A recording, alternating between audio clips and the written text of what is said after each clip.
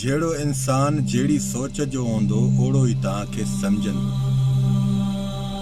सुठी सोच वारो होंदो तो ताके सुठो समझंदो, जेकॾहिं बुरी सोच वारो होंदो तो ताके बुरो समझंदो। उन्हनि के ता इग्नोर कयो, अणॾिठो कयो।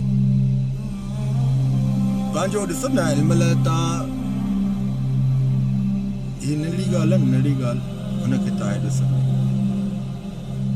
तव्हां हिन नंढी ॻाल्हि खे नंढी सम्झो, छो त उन में तव्हांखे इहा ख़बर पवंदी त साम्हूं वारो इंसान कहिड़ी सोच वारो। सुठी सोच वारो आहे त उन ॾे फोकस ॾे त भलो असांखे सुठो रस्तो ॾिनो। बुरी सोच वारो आहे कॾहिं बि असांखे सुठी सलाह नथो ॾेई सघे, उन मंज़िल ते नथो पहुचाए सघे जिते तव्हां पंहिंजा ख़्वाब रखी वेठा आहियो ऐं ख़्याल रखी वेठा आहियो।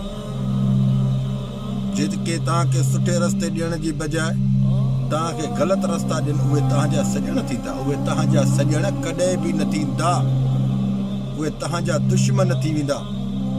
अञा दुश्मननि मां बि थोरी घणी माना चङाई मिलंदव, पर हिननि मां उहा ज़रे जी चङाई बि न मिलंदव।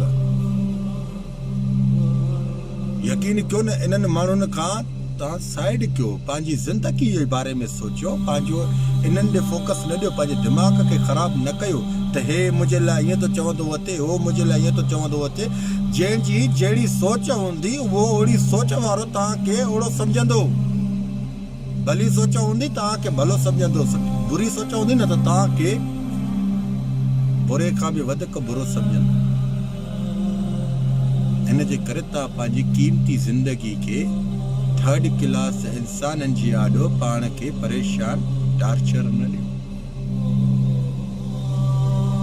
हिन ते अमल कंदो फ़ाइदे में वेंदो। जज़ाकल्लाह ख़ैर। मां